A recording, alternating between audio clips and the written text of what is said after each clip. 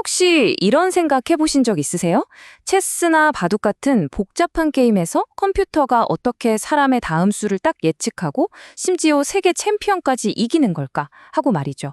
그 비밀의 중심에는요, 바로 적대적 탐색이라는 아주 영리한 전략이 숨어 있습니다. 오늘 그게 도대체 어떻게 작동하는 건지 속 시원하게 한번 파헤쳐 보겠습니다. 네, 바로 이 질문에서 오늘 이야기를 시작해 볼까 합니다. 체스판 위에서 벌어지는 인간과 기계의 상징적인 대결. 과연 컴퓨터는 어떻게 인간의 수를 읽고 그보다 한 수, 아니 몇 수나 앞선 최고의 전략을 세우는 걸까요? 자, 오늘 우리가 함께 따라가 볼 여정입니다. 처음에는 이게 말이 돼? 싶을 정도로 거대한 문제에서 시작해서요. AI가 얼마나 기발한 방법으로 그 해법을 찾아내는지 그 놀라운 과정을 하나씩 따라가 보겠습니다. 네, 그럼 첫 번째 이야기, 승리할 수 없는 숫자 게임으로 바로 들어가 보죠. 게임을 한다는 걸 하나의 거대한 탐색 문제로 보는 것에서부터 시작합니다. 한번 생각해 보세요.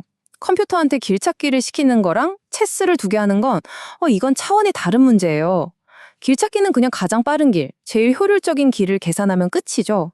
하지만 게임에는 나를 이기려고 정말 필사적인 아주 똑똑한 상대방이 떡하니 버티고 있습니다.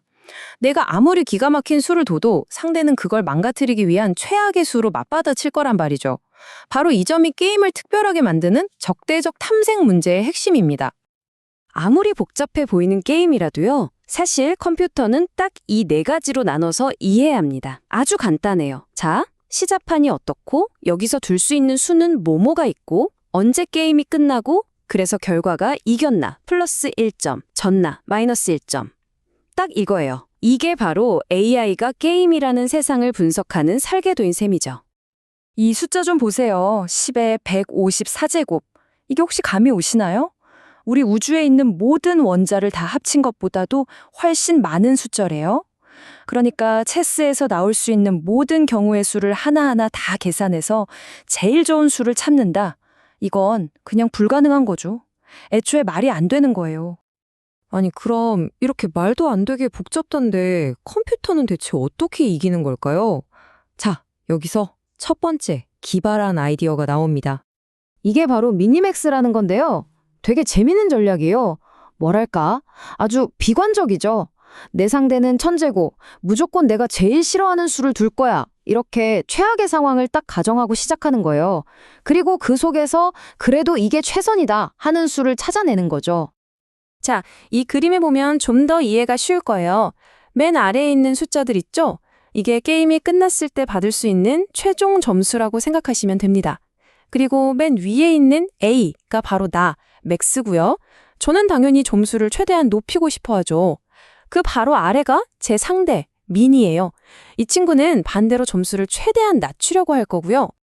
자, 그럼 이제 상대방 MI인 입장에서 생각해 볼게요.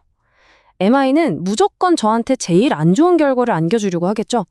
그러니까 각 선택지 묶음에서 제일 낮은 점수를 고르는 겁니다. 첫 번째 묶음에서는 3, 12, 8 중에 당연히 3을 고르고요. 두 번째와 세 번째 묶음에서는 각각 제일 낮은 2를 골라서 위로 이렇게 쏙 올리는 거죠. 좋습니다. 이제 다시 제 차례 맥스의 결정입니다. 상대방 때문에 제 선택지는 3, 2, 2 이렇게 3개만 남았어요. 그럼 저는 이 중에서 뭘 고를까요? 당연히 제일 높은 3을 고르겠죠? 바로 이거예요. 첫 번째 길, A1으로 가는 게 바로 미니맥스 결정인 겁니다.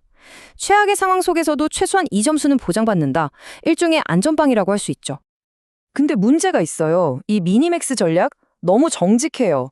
여전히 가능한 모든 길을 끝까지 다 가봐야 하거든요. 그래서 너무 느립니다. 체스 같은 복잡한 게임에선 어림도 없죠. 자, 그래서 진짜 천재적인 지름길이 등장합니다. 문제는 명확하죠. 쓸데없는 길은 아예 가보지도 말자 이겁니다. 그리고 그 해결책이 바로 알파, 베타, 가지치기, 오늘 이야기의 하이라이트라고 할 수 있겠네요. 이 기가 막힌 방법의 핵심은요, 알파와 베타라는 두 개의 값을 계속 기억하고 업데이트하는 거예요. 쉽게 말해서 알파는 제가 보장받은 최저 점수, 야, 나 최소한 이 점수는 먹고 들어간다 하는 값이고요. 베타는 상대방 입장에서 너는 절대 이 점수 이상은 못 얻어 하고 딱 막아버리는 상한선 같은 겁니다.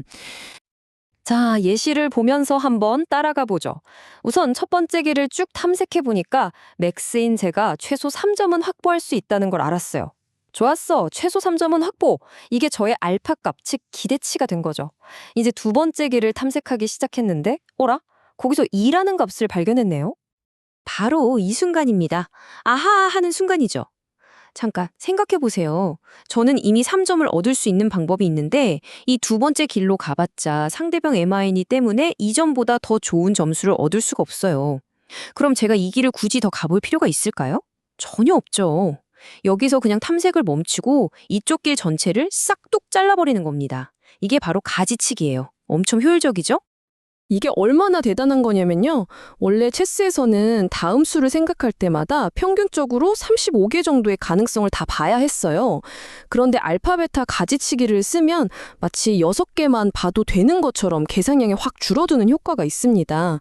그러니까 똑같은 시간 동안 훨씬 더 멀리, 더 깊은 수를 내다볼 수 있게 되는 거죠. 자, 그런데 여기서 또 다른 문제가 생깁니다.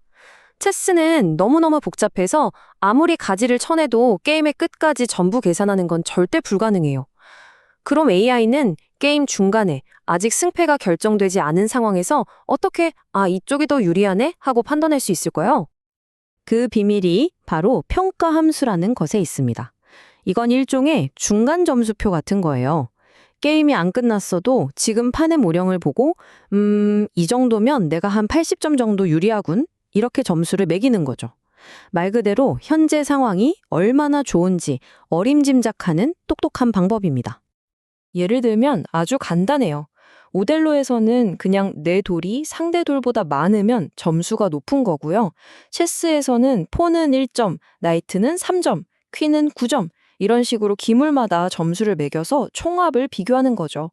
바로 이 점수표가 AI가 어디로 가는 게 더 좋을까 하고 결정하는 아주 중요한 기준이 되는 겁니다. 자, 그럼 이제 이론은 충분히 본 것 같고요. 이런 똑똑한 알고리즘들이 실제로 현실 세계에서 어떤 역사를 만들어냈는지 한번 볼까요? 이게 바로 그 역사적인 순간들입니다. 1994년에 체커 챔피언이 AI에게 무너졌고, 그리고 대망의 1997년 IBM의 딥블루가 당시 체스 세계 최강자였던 가리 카스파로프를 꺾었죠. 이건 정말 AI 역사에서 엄청나게 상징적인 사건이었습니다. 근데 재미있는 건 이 시기에 AI가 모든 게임을 다 정복한 건 아니었다는 거예요. 오델로 같은 게임은 컴퓨터가 그냥 압도했는데 유독 바둑만큼은 인간이 훨씬 잘 뒀어요. 왜 그랬을까요? 이유는 딱 하나. 바로 경우의 수 차이였습니다. 바둑은 체스랑은 비교도 안 될 정도로 경우의 수가 많아서 우리가 오늘 배운 방법만으로는 도저히 정복할 수 없는 거대한 산이었던 거죠. 자, 오늘 우리는 컴퓨터가 게임판 위에서 어떻게 생각하고 최적의 수를 찾아내는지 그 영리한 전략의 핵심을 들여다봤습니다. 불가능해 보이는 어마어마한 경우의 수 속에서 미니맥스와 알파베타 가지치기라는 멋진 도구를 사용하는 법을 봤죠. 그럼 마지막으로 이런 질문을 한번 던져보면서 마무리할까 합니다.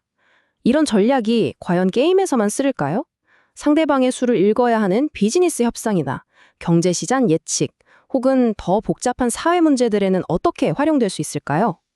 아마 우리가 생각하는 것보다 훨씬 더 많은 곳에서 이미 이 전략들이 조용히 활약하고 있을지도 모릅니다.